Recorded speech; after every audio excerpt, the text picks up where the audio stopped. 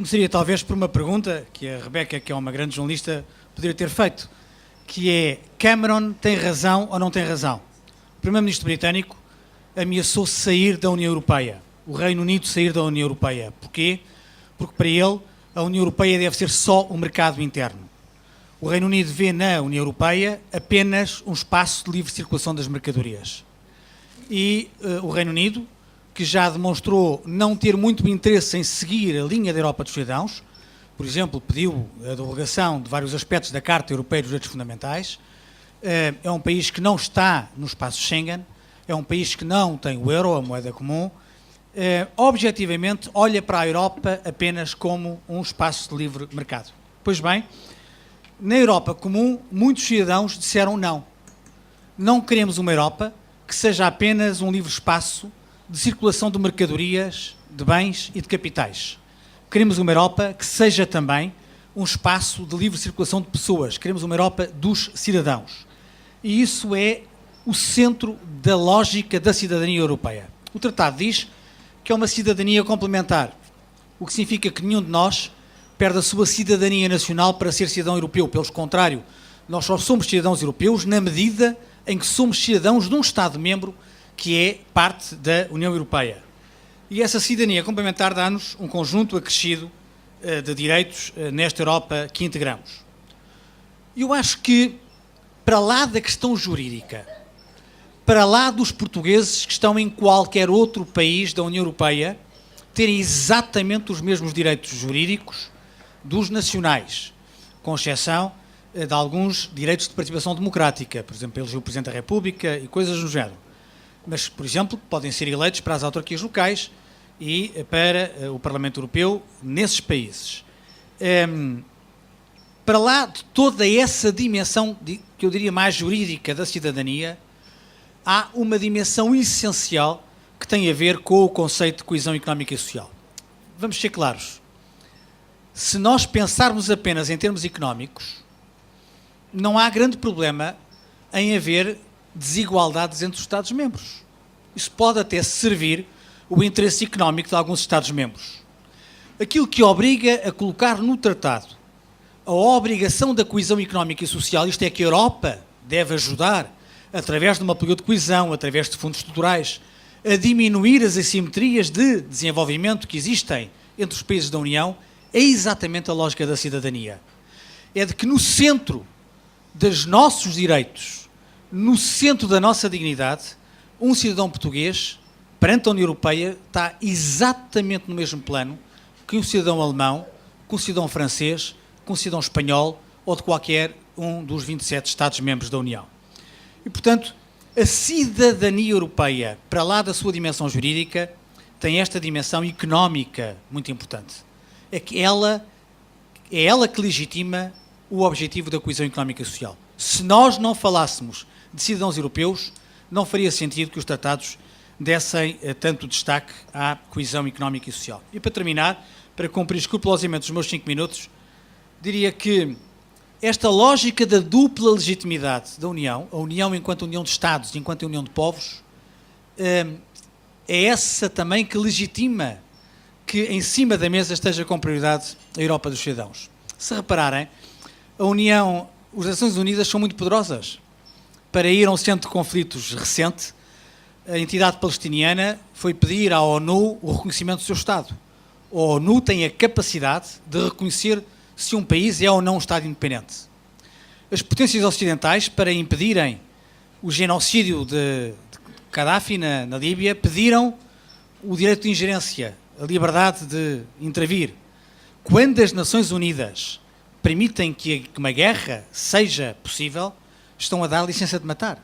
Porque num quadro bélico é praticamente impossível não haver ninguém que perca a vida. A ONU é, portanto, um órgão tão importante que reconhece um Estado e que dá licença para matar. Mas nenhum de nós que está aqui nesta mesa elege ninguém da ONU. A ONU não tem ninguém que seja eleita por nós. Porque a ONU é composta pelos governos e pelos seus representantes, pelos embaixadores. Olha, a União Europeia não é assim. A União Europeia é composta pelos governos, através do Conselho, mas é também uma união de cidadãos, e os cidadãos podem eleger os seus deputados ao Parlamento Europeu. É a única instituição europeia diretamente eleita pelos cidadãos europeus. E isso faz da União, no quadro internacional, a única entidade em que Estados e cidadãos estão em igualdade de circunstâncias. Me parece que a Europa, mais do que outra coisa, não deve ser a Europa das proclamações. E é o frequentemente. E não raras vezes a prática não corresponde ao conceito. E dizer-se hoje que a Europa é a Europa dos cidadãos será talvez um paradoxo, quando me parece que neste processo de criação europeia vivemos talvez o maior período de incerteza desde o processo da fundação que começou nos anos 50. Enfim, é muito costume dividir-se a construção europeia em algumas fases que, por seu lado, traduzem patamares diferentes de integração. Todos eles com muito significado político, mas também significado sociológico. Enfim, a Europa, é bom desde logo perceber no gene fundador da União Europeia aquilo que foi, aí sim, a proclamação de um fundador, Robert Schuman, que há 63 anos dizia: a Europa não se fará de um golpe, nem numa construção de conjunto. Far-se-á por meio de realizações concretas que criem, em primeiro lugar, uma solidariedade de facto. Ora, parece-me que chegamos, basicamente, a um momento em que o que temos é uma solidariedade de direito, que, não raras vezes também, não se expressa pragmaticamente numa Europa que hoje, eu suponho, vive essa década de incertezas.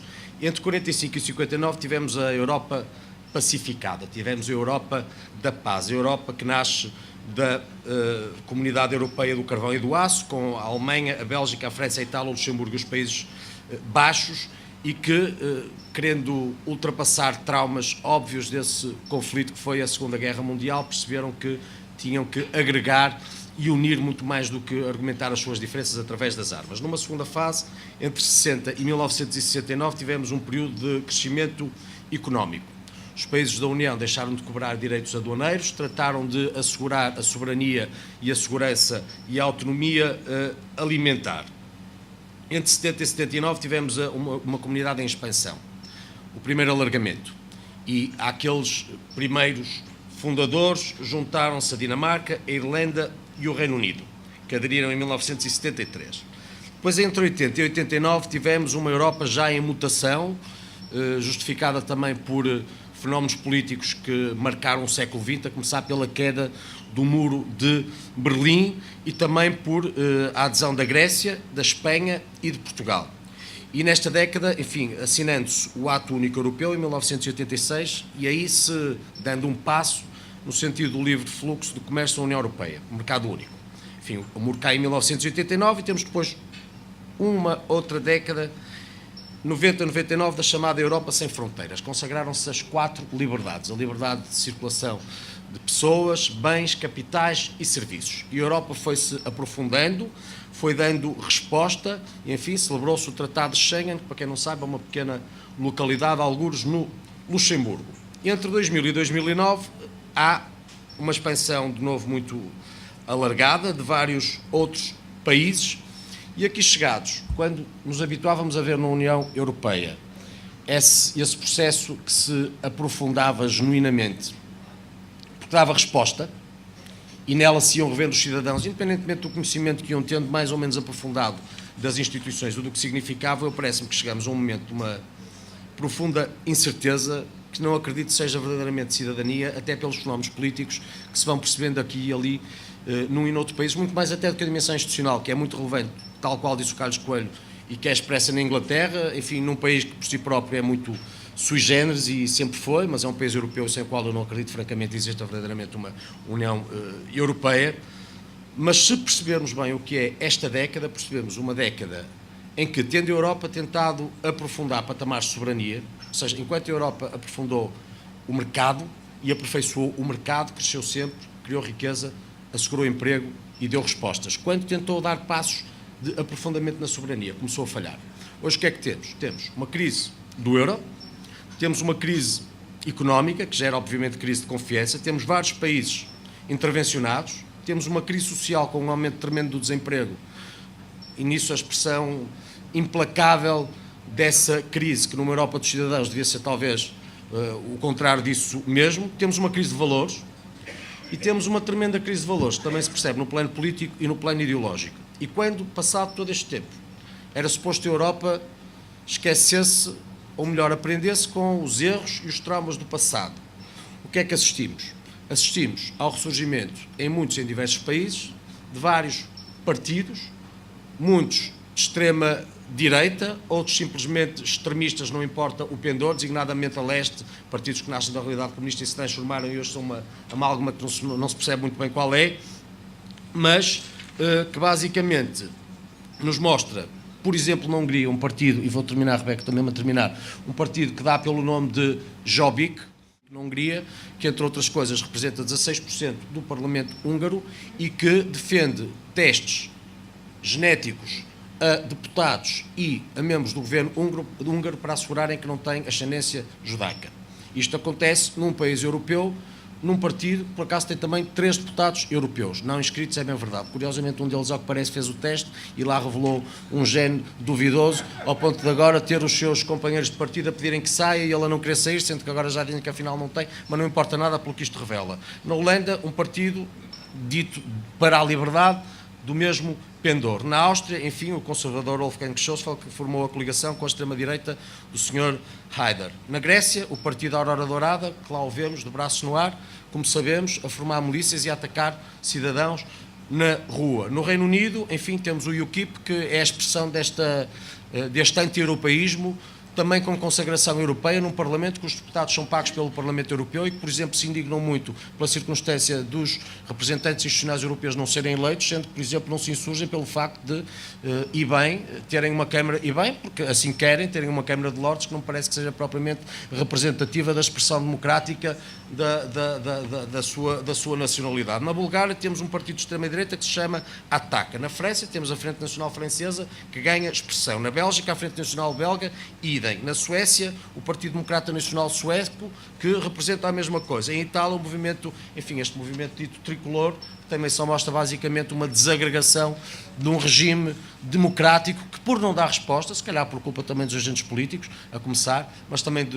nessa crise de valores, de uma crise que acaba por ser civilizacional e que mostra, e com isto termino, Rebeca, uma Europa que é, do ponto de vista proclamatório, porventura dos cidadãos, mas que infelizmente começa a colapsar naquilo que são os seus principais pilares, o primeiro dos quais, que devia ser de facto como de direito, o da solidariedade, mas que não tem expressão em países que hoje estão intervencionados, foram tratados como párias e que, na verdade, mostram que a sua realidade não é apenas sua e a nossa vida está interligada para o bem e para o mal e por isso as respostas também deviam ser globais. E depois, do ponto de vista político, admitindo-se nos nossos sistemas que são democráticos expressões de totalitarismo que basicamente, face à lei e aos tratados, seriam proibidos, mas para já sem consequência. Eu começo por vos propor uma viagem no tempo, que também pode ser uma viagem muito curtinha aqui no espaço.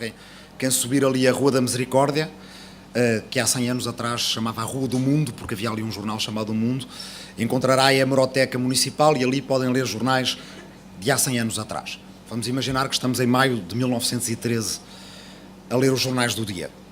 E o que é que nós vemos em maio, junho de 1913, durante o segundo semestre todo daquele ano e o primeiro semestre de 1914? Vemos notícias que são muito parecidas com as notícias que nós temos hoje em dia. Mais uma cimeira, mais um encontro entre o embaixador da França e o Kaiser alemão, entre o embaixador da Alemanha e o presidente da França, conflitos por concorrência concorrência territorial, mas concorrência de mercados entre as grandes potências europeias. Mais uma cimeira, mais um diálogo, as coisas resolveram-se, foi anunciado um acordo que trará a paz à Europa para as próximas gerações. A Europa da época era uma Europa, apesar de tudo, bastante diferente da que temos hoje, porque além dos Estados que nós conhecemos hoje, a Europa tinha impérios naquela altura. 4 impérios, principalmente.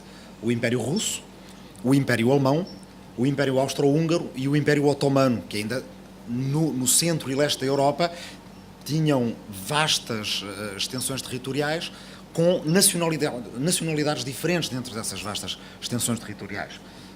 No Império Austro-Húngaro viviam, além de austríacos e húngaros, eslovacos, eslovenos, croatas, romenos, rutenos. Alguns destes nomes hoje em dia fazem-nos pensar nos países, nos Estados que existem hoje em dia, outros não. E além disso, evidentemente, judeus, ciganos, muçulmanos, que poderiam falar estas línguas todas, o alemão, o húngaro, o checo ou outras. Esses impérios colapsaram pouco depois. Em 1914, continuando a nossa caminhada no tempo, mais uma vez, mais uma cimeira, mais um encontro, mais uma declaração conjunta. Em maio de 1914, tudo parecia estar resolvido. Mais uma vez, o embaixador francês jantou com o Kaiser, o embaixador alemão jantou com o presidente da França, que tinha nascido numa parte da então França, a Alsácia-Lorena, que agora era alemã. Em junho de 1914, aparentemente tudo tranquilo. Nos finais de julho de 1914, o arquiduque Francisco Fernando foi assassinado em Sarajevo. O Império da Áustria-Hungria faz exigências sobre a Sérvia para conduzir as investigações sobre esse assassinato dentro da Sérvia. A Sérvia está entre a espada e a parede, sem saber se pode aceder àquela invasão da sua soberania ou não. Fala-se muito de invasão de soberania naqueles meses de 1914. Diz-se que o arquiduque Francisco Fernando e a sua mulher foram das últimas vítimas da paz. Passado alguns dias, um líder socialista francês, Jean Jaurès, que andava de sindicato em sindicato, de partido em partido, de associação operária em associação operária, a dizer aos trabalhadores: se houver guerra, vocês não lutem. Façam greve geral, não lutem, porque os impérios e os Estados vão-vos usar uns contra os outros. Então não lutem. Foi considerado no seu país um traidor. Dirigiam-se para ele assintosamente em alemão. Diziam-lhe: Herr Jaurès, Frankreich spricht, Jaurès still. O Jaurès cala-se. E um dia estava na esplanada de um café, creio que 29 ou 30 de julho de 1914, e foi assassinado por um nacionalista francês. Diz-se que é a primeira vítima da guerra. Em agosto começou a guerra. Disse que era uma guerra curta, certamente. Ninguém poderia esperar que aqueles países europeus civilizados se fossem massacrar no continente. Os rapazes deviam estar de volta à casa pelo Natal. Bem, não só não voltaram a casa pelo Natal, como pelo Natal já tinham morrido 1 milhão desses rapazes. E a guerra ainda durou mais 4 anos. Se vocês forem lendo as notícias de 1915, 1916, 1917, a guerra está sempre para acabar. De um lado e do outro. A França não aguenta mais disto de um lado. Na França, a certa altura, houve uma espécie, se calhar como encontramos hoje em dia, umas soluções miríficas que vêm, no caso da Rússia. Os russos estão para desembarcar, os russos vão nos salvar. Diz-se que já desembarcaram russos em Marselha, diz-se que desembarcaram os russos na Escócia, afinal, os russos não desembarcaram. Diz-se que a Alemanha só aguenta mais uns meses. Bem, a guerra durou 4 anos. O que é que eu vos queria dizer com esta viagem no passado? Uma coisa que me costumava dizer o meu professor de História e orientador, António Espanha, muito simples. Eles não eram mais estúpidos do que nós. Eles, naquela época, eram os melhores diplomatas, os melhores políticos, os melhores juízes, os melhores banqueiros, os melhores economistas, os melhores líderes de partidos.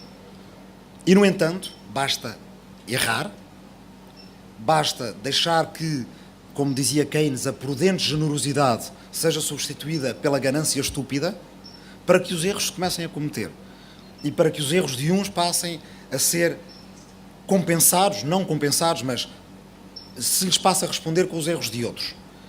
E estes erros, há 100 anos atrás, como hoje, prejudicam vidas, dão cabo de gerações inteiras, põem milhões de pessoas no desemprego, ou pior ainda.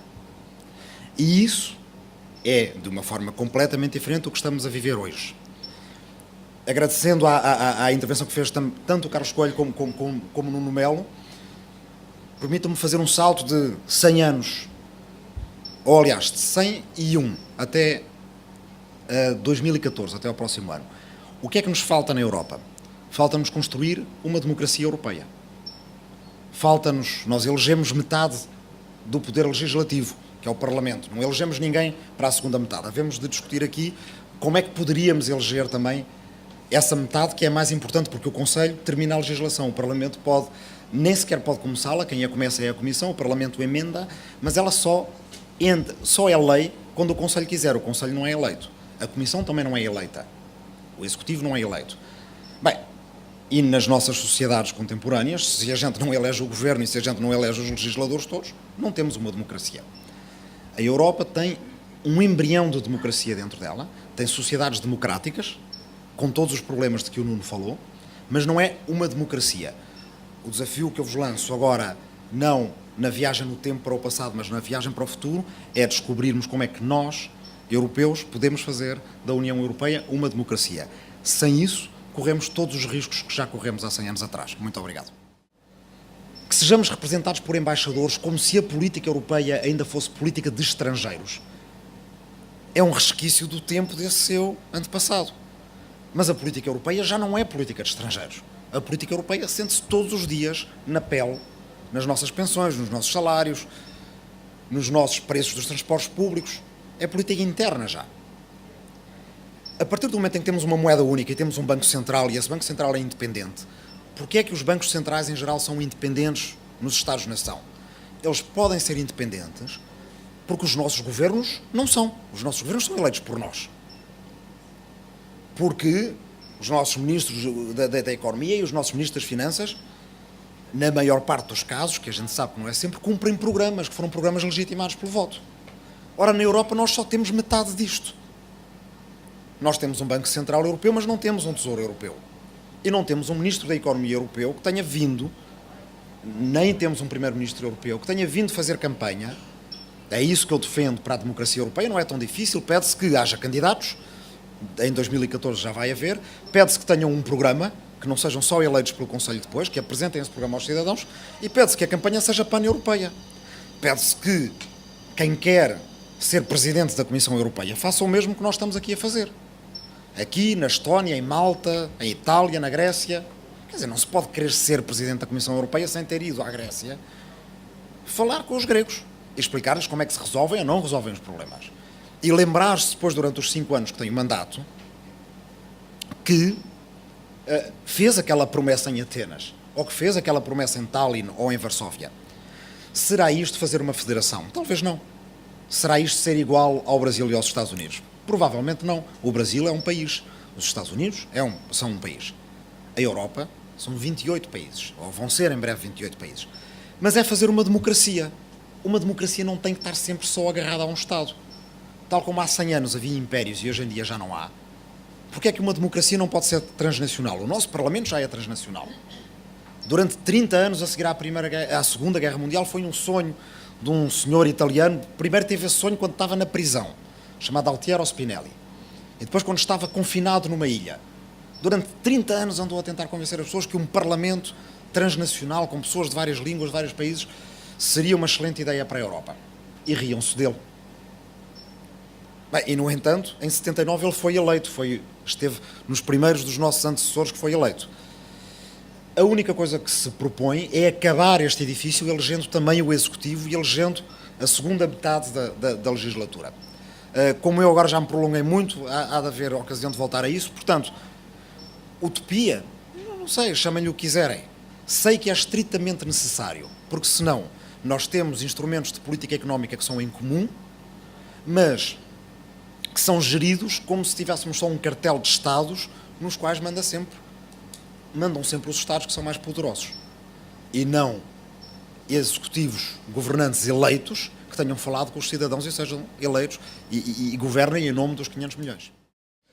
Bom, em relação às primeiras questões que foram colocadas, eu devo dizer que eu tenho enormes dúvidas em relação à dita Europa democrática, porque eu não desconheço que basicamente representa um povo que equivale a 10 milhões numa Europa de 500 milhões para já. E qualquer conceito de Europa, dita federal, muito embora os modelos federais possam ser vários e quando se fala federalismo seria bom desde logo assentássemos no conceito. Estamos a falar de um federalismo à americana, se estamos a falar de um federalismo alemão, se estamos a falar do tipo federal. Mas a verdade é que eu não acredito propriamente num modelo, qualquer que seja, que administrativamente, por via de decreto ou de tratado, venha transformar numa amálgama indistinta aquilo que são realidades diferentes de povos, de culturas, de etnias, de línguas, até de conflitos, de séculos, a 27 ou a 28. E por isso eu prefiro, por exemplo, em qualquer desses modelos, e quero e desejo que assim continue a ser no futuro, ser um deputado eleito, eu ou qualquer outro que represente o meu partido, mas eleito por portugueses para representarem Portugal num Parlamento Europeu, que é verdadeiramente uma Europa de nações, do que ser propriamente um cidadão numa lista escolhida por um qualquer diretório que hoje a muitos choca, mas que ao que parece não chocaria muito se vivemos numa federação de tipo pleno, e representantes não se saberá bem o quê.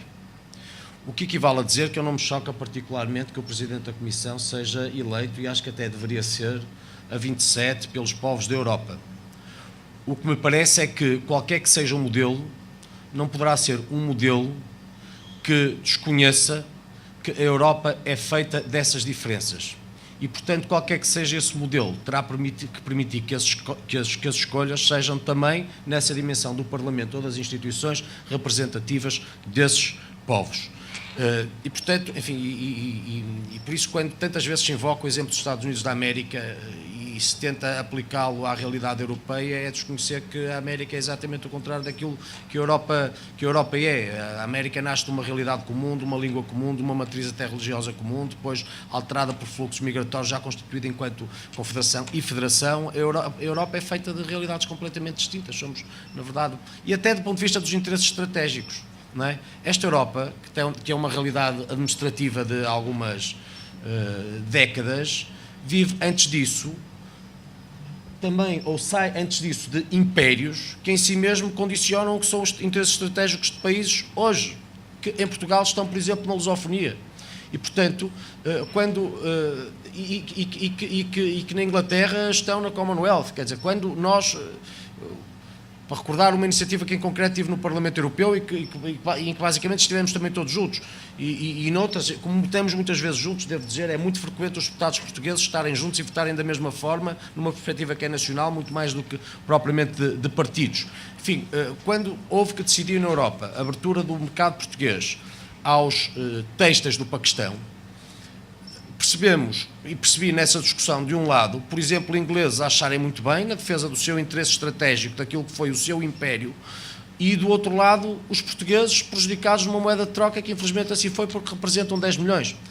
Tal qual como há pouco, quando se criticava o facto de Portugal ter um relacionamento comercial com Angola, pela natureza do regime, esquecendo-se quem assim argumentava na Alemanha que um mês antes dessas alegações a senhora Merkel lá tinha estado com 150 empresários alemães sem que isso tivesse qualquer problema. Isto para dizer o quê? Que essa Europa democrática será muito boa na tal utopia de que falava também o Sr. Rui Costa, mas utopia porque esses interesses estratégicos que são nacionais não acredito que se esbatam pela via administrativa, e até agora na implementação do Tratado de Lisboa, quando finalmente passamos a ter a tal política externa, e se nomearam pela primeira vez os embaixadores da União Europeia, não é difícil perceber como desde logo os espanhóis, nesse esforço diplomático, tiveram um enorme interesse em ocupar aquilo que é o espaço da lusofonia. E hoje enfim, tivemos um representante diplomático espanhol em Timor, em alguns países africanos também lá estão, e a doutora Ana Paula Zacarias, que é uma das nossas diplomatas mais experimentadas, numa primeira fase, quando vencendo o concurso é nomeada para o Brasil, numa primeira fase viu o concurso anulado, sob argumento que não tinha suficiente experiência, até se perceber que era talvez das diplomatas mais experimentadas a concurso e tiveram que fazer volta atrás para se perceber também que aí que havia um interesse num representante diplomático alemão, bem, em verdade é a representação da União Europeia. Isto para dizer que eu acredito em todos os modelos de aperfeiçoamento, eu volto a insistir nisto, a Europa, enquanto aperfeiçoou mecanismos de mercado, cresceu, criou riqueza e gerou emprego. No momento em que tenta, por decreto, impor em certa medida um aprofundamento político e a tal união política quase sempre tem falhado. E a propósito dos partidos de extrema-direita que estão, enfim, desencantados, eu devo dizer que para mim o ponto não é o dos partidos de extrema-direita estarem desencantados com esta Europa. Eu acho que esta Europa é que já já sofreu suficientemente e deve ter memória presente traumática para estar, ela sim, a Europa, desencantada com as extremas todas, direitas ou esquerdas. E, portanto, esta Europa, dos critérios de Copenhaga, é que não pode, em si mesmo, tolerar partidos de extrema-esquerda ou partidos de extrema-direita, exatamente porque são o contrário daquilo que é suposto serem os pilares de solidariedade, tolerância, de democracia. Mas se estes movimentos assim emergem agora, emergem porque alguma coisa o justifica. Também do ponto de vista económico e porventura da tal crise, e, Sr. Doutor, concedendo eu, enfim, eu não sou economista, não quero sequer ter a pretensão de discutir a esse nível, desde logo do ponto de vista técnico, mas do ponto de vista político, porventura, e dando eu de barato, que é verdade que a indisciplina do euro é talvez a razão principal das suas atuais dificuldades, e mais do que a indisciplina do euro, talvez a indisciplina de uma indisciplina sistémica de governos no euro ou fora do euro, porque há países que não estão na zona euro e que hoje vivem dificuldades. O que me parece também evidente é que, do ponto de vista do euro, enfim, dizem também economistas que a capacidade de fazer a flutuação da moeda ou de decidir em função dessa mesma moeda, de acordo com as circunstâncias de cada país, pode ser um mecanismo importante. O que sucede é que hoje temos o mesmo euro a servir vários países em diferentes circunstâncias.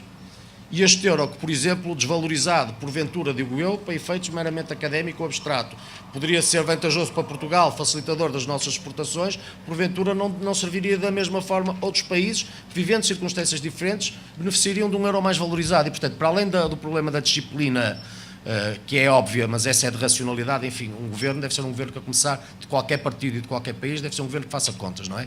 E o que tivemos, infelizmente, foram governos durante muito tempo, ou muitas décadas, de muitos partidos que não fizeram contas e gastaram muito mais do que podiam, levando a uma crise. Além disso, temos essa dificuldade, que é de, tendo nós, ou vivendo nós numa Europa que é de Estados, e esses Estados, naquilo que foi uma dimensão das suas soberanias, que foi a moeda, não poderem beneficiar dos seus mecanismos em razão dessas suas circunstâncias. E, desde logo, os Estados que hoje estão em crise estão intervencionados. Enfim, nós estamos intervencionados e temos que funcionar com o euro tal qual é e tal qual está, numa decisão que, obviamente, não nos cabe. E não resisto só, francamente, em relação ao conceito de guerra justa, enfim, que, do ponto de vista filosófico de Santo Tomás de Aquino e por aí adiante das suas aplicações práticas, todos sabemos muito bem o que significou. Apesar de tudo, não é também um conceito absoluto e nem sempre justo, não é? Eu recordava, por exemplo, eu suponho que o Frei Serafim de Sousa, na defesa do nosso Mare Clausum, aquela velha obra também do De Justus Imperum Lusitanorum versus Hugos Grossus Mare Liberum, e que basicamente justificava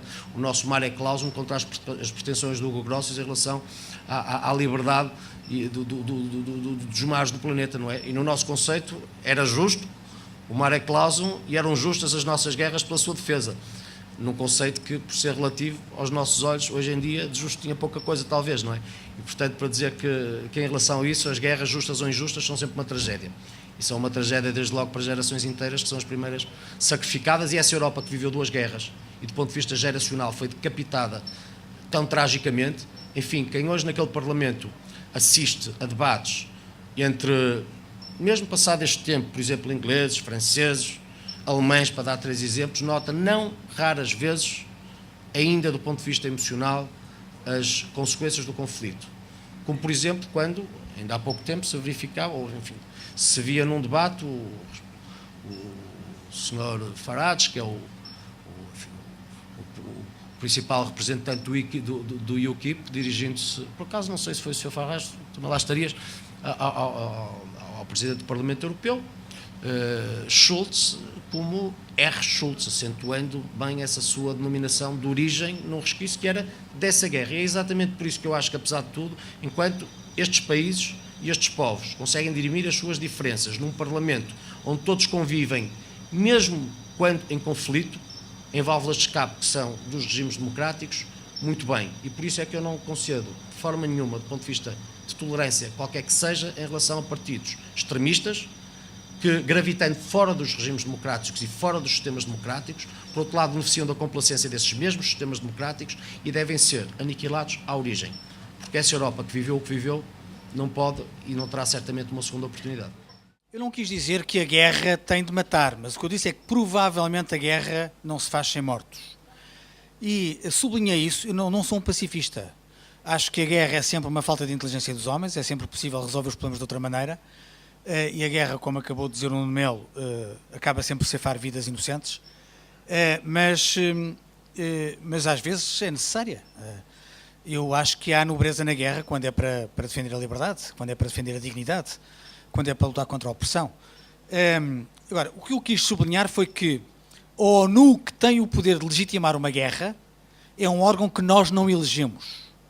E nós elegemos órgãos da União Europeia para sublinhar que a União Europeia é diferente das outras organizações internacionais e para sublinhar que ela tem esta dupla legitimidade que lhe advém da cidadania europeia. Se nós não falássemos em cidadãos, não teríamos a circunstância da União Europeia, ao contrário da ONU, ao contrário de todas as outras organizações internacionais, terem essa dimensão democrática. Era isso que eu queria sublinhar. Peço desculpa se não fui claro e agradeço a sua pergunta para tornar isso mais claro. Depois diz-me que é verdade que o Reino Unido sempre pôs muitas reservas desde o início da UE. É verdade. E eu respeito essas reservas. Ninguém obriga ninguém a ser membro da União Europeia. E agora, desde o Tratado de Lisboa, até está claramente previsto o direito de saída. Qualquer país pode sair da União. Portanto, agora não há esse fantasma de quem entrou não pode sair. Agora, o que eu não acho que os britânicos tenham o direito é de querer impor aos outros 26 a sua leitura da União Europeia. E isso aconteceu recentemente a propósito do orçamento. Estávamos nós, não éramos só nós, não eram só os países do Sul, os países de assistência, era a grande maioria dos países comunitários a dizer, uma coisa que me parece evidente, é que nós precisávamos de mais recursos financeiros para estimular a economia nos países que dela precisam, e o Reino Unido, como não quer aumentar o nível de integração na União Europeia, fez exatamente o discurso contrário. E como esta ainda é uma decisão que é tomada por unanimidade, o Reino Unido fez o veto até à última hora. E os outros 26 tiveram de aceitar o dictato britânico, ficando claramente prejudicadas todas as nossas expectativas. Nós achávamos que para o orçamento de 2013 e para o próximo orçamento plurianual 2014-2020 eram necessários mais recursos financeiros. Eu tenho feito muitas conferências em escolas, até em escolas de economia, e as pessoas não sabem o que é que nós estamos a falar quando falamos do orçamento da União Europeia. Porque como as pessoas têm a ideia dos Estados Unidos da América como o papão federalista, acham que, tal como acontece nos Estados Unidos da América, o nosso orçamento é para aí 20% a 22% do produto. E a verdade é que não é 20, nem é 15, nem é 10, nem é 9, nem é 8, nem é 7, nem é 6, nem é 5, nem é 4, nem é 3, nem é 2, nem é 1. O orçamento da União é 0,95% do produto. É disso que estamos a falar. Quer dizer, não é possível fazer omeletes sem ovos.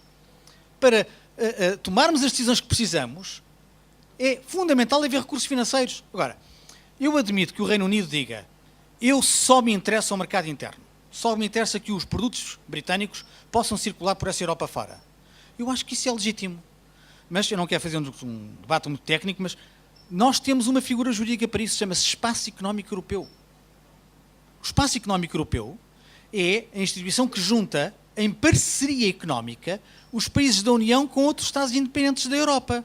Portanto, se o Reino Unido só quer isso, entre nos Estados, no Espaço Económico Europeu e saia da União Europeia. O que eu não quero é que eles exerçam o direito de veto, impedindo todos os outros de ir mais além. Falando de coelho para costa, moeda única tem razão. Há aspectos que não estão a funcionar na moeda única. Mas olha, na Libra Britânica, como o Nuno Melo disse há pouco e bem, o maior problema no sistema bancário europeu não é nos países do euro, é nos países da Libra. O maior problema bancário é no Reino Unido, que não está no euro. Portanto, há problemas que o euro herdou que não são da natureza do euro. São da crise financeira internacional, como sabem, começou nos Estados Unidos, e da forma como ela não foi gerida bem na Europa. E não foi gerida bem na Europa porquê? Por várias razões, mas a principal, quando o problema surgiu, é que não houve regulação europeia. Hoje os mercados de capitais são fluidos. As autoridades de supervisão nacionais podem fiscalizar o que se passa dentro do seu território, mas perdem o rastro do dinheiro quando ele sai fora de portas. Nós não tínhamos nenhuma capacidade de supervisão europeia, agora já temos, já está aprovada. Casa roubada, trancas à porta, dizem os portugueses. Se calhar um bocado tarde demais para resolver o problema da crise financeira que tivemos, mas não será tarde demais para prevenir que outras crises venham a surgir. E, finalmente, fez referência a um conjunto de contradições que eu acho que tem toda a razão. Cidadãos versus tratados, cidadãos versus instituições, Europa real versus Europa desejável. Eu gostaria de me centrar nesta, que me parece a mais profunda. Eu acho que essa contradição vai sempre existir. Entre a Europa que temos e a Europa que queremos ter, vai haver sempre uma tensão. Ora, o que eu quero é que, se tivermos razão na Europa que queremos ter, que tenhamos os instrumentos para levar a Europa que temos em direção à Europa que queremos ter. E a minha convicção profunda é que não fazemos isso primeiro nas costas dos cidadãos, segundo deixando só aos embaixadores, como dizia o Rui Tavares, ou aos governos essa capacidade, e sobretudo não aumentando a percepção que em Portugal é insuficiente de que nós hoje não somos apenas cidadãos portugueses, mas somos cidadãos europeus. Se nós formos capazes de aumentar essa percepção e se formos capazes de fazer todo o nosso jogo, porque na Europa aquilo que fazemos no Parlamento Europeu é um jogo a favor da Europa, mas a favor dos nossos interesses nacionais legítimos, porque isso é legítimo. Levando a nossa Europa real em direção à Europa que desejamos, eu acho que é isso que importa fazer.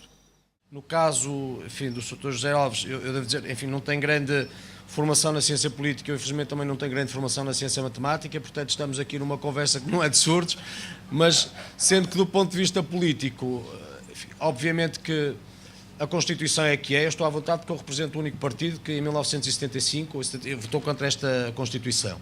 Mas apesar de tudo, esta Constituição também tem mecanismos que permitem se vá atualizando, precisando obviamente de uma maioria de 2/3 para que isso aconteça, e enfim, mas essas são as circunstâncias que são, e suponho que esta crise não é propriamente razão de regozijo para ninguém, mas para além de todos os seus inconvenientes, ao menos a oportunidade de, em algum momento, tentar racionalizar este nosso Estado e levando para, enfim, levando quem governa e quem legisla a fazer o que de outra forma, porventura, não teria coragem de fazer por não querer assumir os custos políticos, e refiro-me a todos os partidos, não é? E, portanto, independentemente de todas as desvantagens, diria apenas talvez isso. Quanto ao senhor... Só restei Almeida dizer o seguinte, bom, o senhor não se sente representado por ninguém e eu também francamente não posso responder por quem o senhor por aqueles que porventura fariam com que se sentisse representado, só posso responder por mim, e estou aqui falando como sempre faço, sem nenhum problema e aceitando todas as opiniões, porque eu sou um democrata e sou uma pessoa tolerante, sendo que lhe devo dizer que não tenho esse livro, não sei se tenciono propriamente comprá-lo, conheço o Dr. Paulo Moraes, registro até que foi vereador com o pelouro do urbanismo na Câmara Municipal do Porto, não sei se propriamente enquanto vereador com o pelouro do urbanismo na Câmara Municipal do Porto, e portanto refiro-me a um setor onde normalmente a corrupção gravita, terá feito particulares participações junto do Ministério Público em relação a quem seja. Estou a dizer que não sei, porventura terá feito, mas não sei. Acho também que é muito fácil fazer-se política ou fazer-se comentário na base da insinuação. E dizer-se que os políticos são todos uns incapazes, ou são todos uns corruptos, ou são todos uns incompetentes, enfim, eu que sou um otimista também sentiria igual injustiça se dissessem que os políticos são todos umas iluminárias particularmente inteligentes e que fazem tudo bem. Um extremo e outro são desajustados e certamente no meio termo estará a virtude. E, portanto, em relação à corrupção, o que eu acho é que num Estado de Direito, onde vigora o princípio da separação de poderes, o que é suposto é que quem tem a competência do ponto de vista jurídico, do ponto de vista criminal e desde logo do ponto de vista da investigação, exerça as suas funções.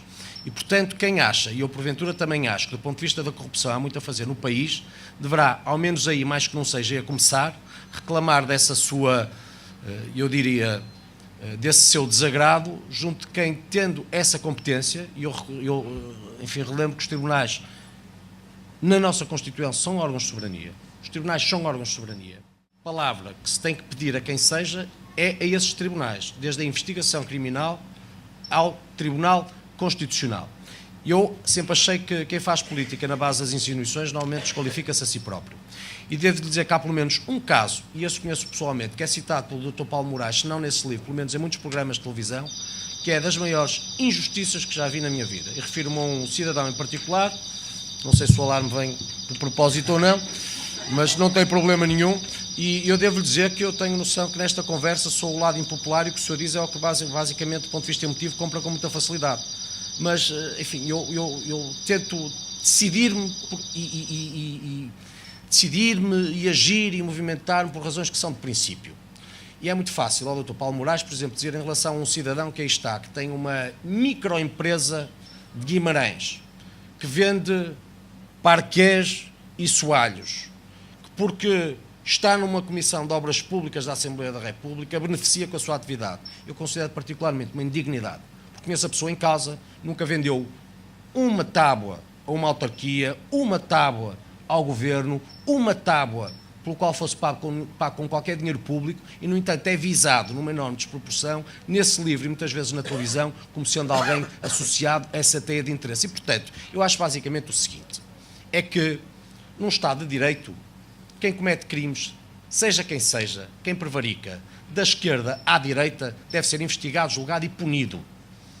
E tanto se me dá, digo-lhe, desde o Presidente da República ao Zé Mexilhão, que serve cervejas atrás de um balcão, não me importa onde.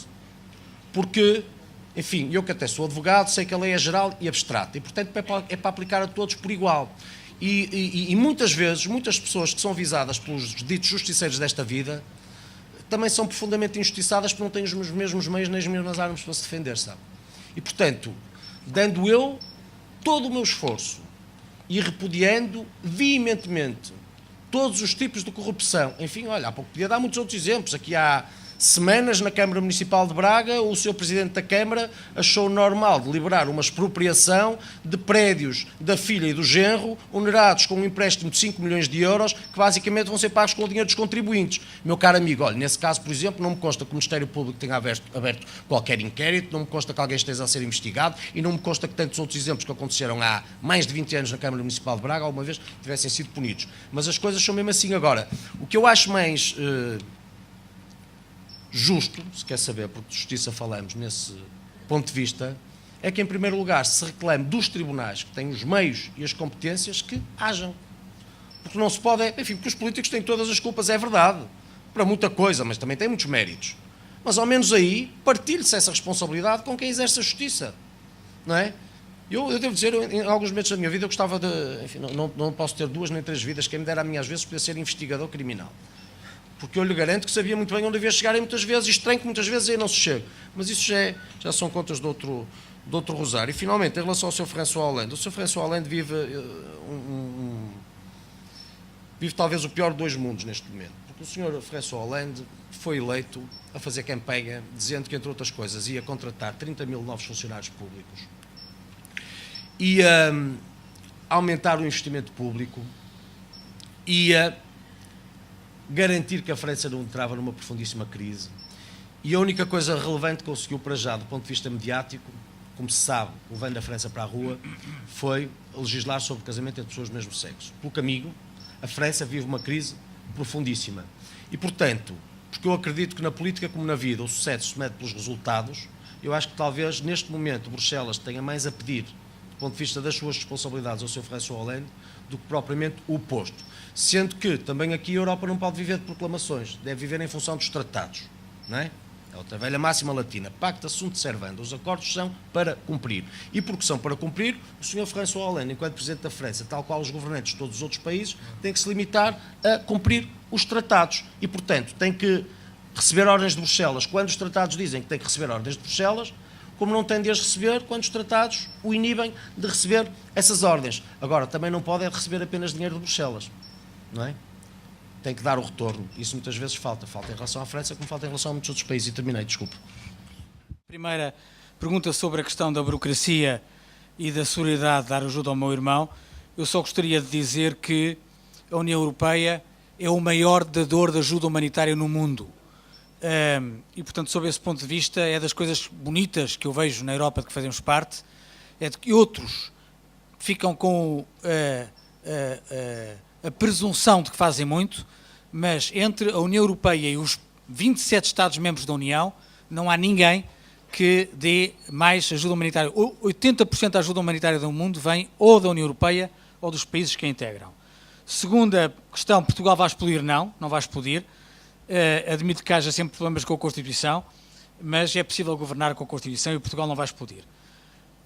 Sobre a questão da corrupção, eu concordo com aquilo que o Nuno Melo disse. Eu não gosto da política com insinuação, mas reconheço que a corrupção é algo que corrói a confiança na democracia.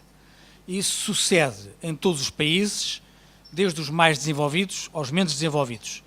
E o problema da corrupção hoje em dia é que ela não está apenas situada nas pequenas localidades ou na dimensão nacional. Há uma grande corrupção que que se ancora nas redes internacionais. E também por isso a cooperação europeia é fundamental para que nós sejamos capazes de detectar essas redes, que são redes criminosas.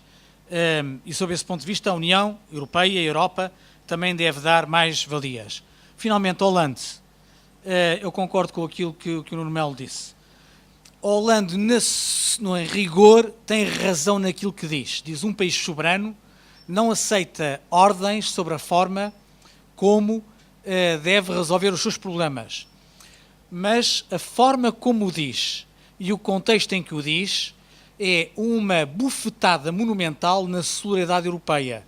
Porque se cada um dos 27 Estados-membros fizer aquilo que lhe der na real gana, sem nenhuma consideração pelos restantes, a União não vai a parte nenhuma. E aquilo que a Comissão Europeia fez no relatório que divulgou esta semana foram recomendações muito bem apontadas a cada Estado-membro, indicando quais são as suas vulnerabilidades e o que é que eles têm de fazer. Curiosamente, a senhora Merkel, que estava ao lado dele, não disse nada. Mas o número 2 da senhora Merkel em Berlim puxou as orelhas logo ao Sr. Hollande, dizendo que, bem, se é assim, não há União Europeia. E, portanto, a Hollande aqui tem que decidir o que é que quer fazer.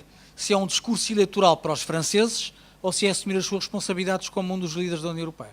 O primeiro comentário sobre a complexidade e a simplicidade é verdadeiramente crucial, porque a crise que nós estamos a viver, na sua gênese, é uma crise de complexidade.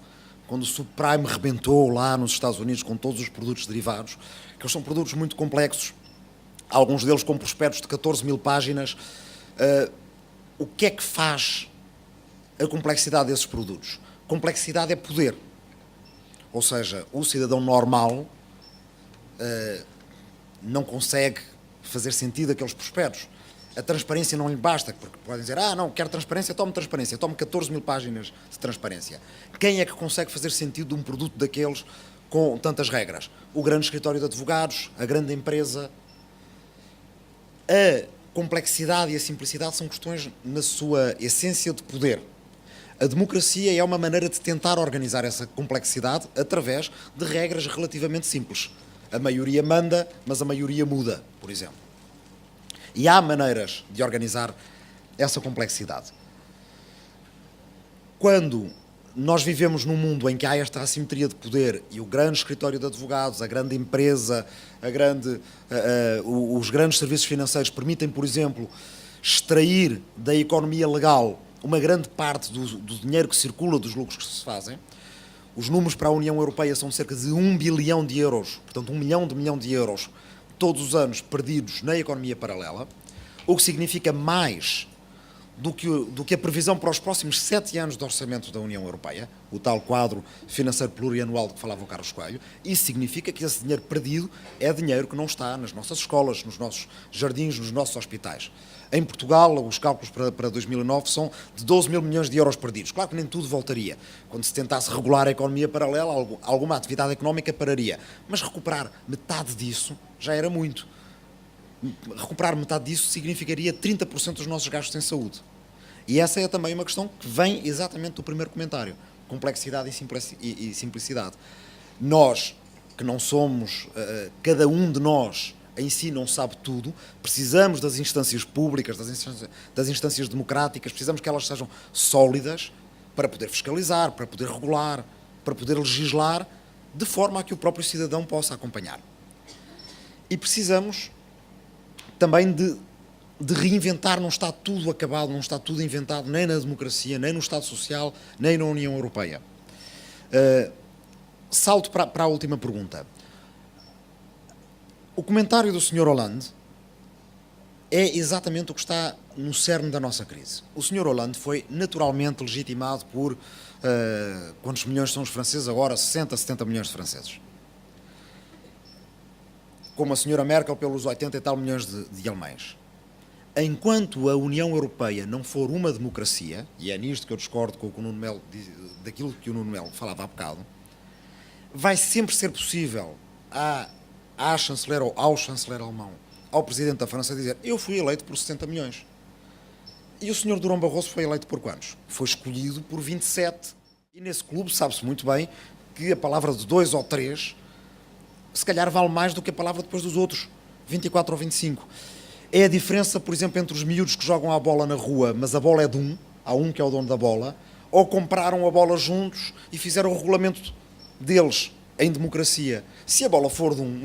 Quer dizer, toda a gente que já jogou a bola na rua sabe como é que é. As regras mudam a meio, porque o dono da bola ameaça sempre sair com a bola a meio do jogo. É isso que, neste momento, é esse o papel dos países grandes. Nós precisamos que alguém... Porque ou isso, ou não... Não, é que o dono da bola é alemão ou é francês, sempre. É o dono da legitimidade dos 60 ou dos 70 milhões. Ninguém pode dizer na União Europeia que foi eleito por mais milhões de cidadãos do que a chanceler da Alemanha. Mas, um dia, espero que alguém possa dizer: sim, senhor, as preocupações da Alemanha são perfeitamente legítimas. E a senhora ou o senhor chanceler foi eleito por 80 milhões. Eu fui eleito por 500 milhões. E tenho que me preocupar com todos. Ou nós conseguimos isso, e é isso, Nuno, que sermos 10 milhões... Claro, como no Brasil, o deputado do Rio de Janeiro é eleito pelos fluminenses, o deputado de Goiás é eleito pelos goianos. Qual o modelo de federalismo?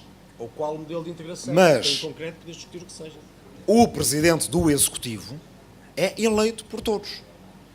E portanto... Então tem de atender aos 10 milhões como tem de atender aos 80 milhões. Se não conseguirmos isto é também uma questão de resolver a complexidade da própria União Europeia, o dono da bola será sempre ou a Alemanha ou a França. E, portanto, nesse caso, mais vale voltar com os instrumentos todos de poder económico, porque a economia é poder, renacionalizá-los e dizer: a democracia está onde está o poder. Se nós achamos que isso não chega, porque nenhum país produz tudo aquilo que precisa, nós, quer dizer, não produzimos computadores, não produzimos carros em Palmela, mas são carros que são, as peças vêm de outros lados, etc. Se achamos que os países devem estar juntos, os países devem estar juntos também, levando o poder político onde está o poder económico.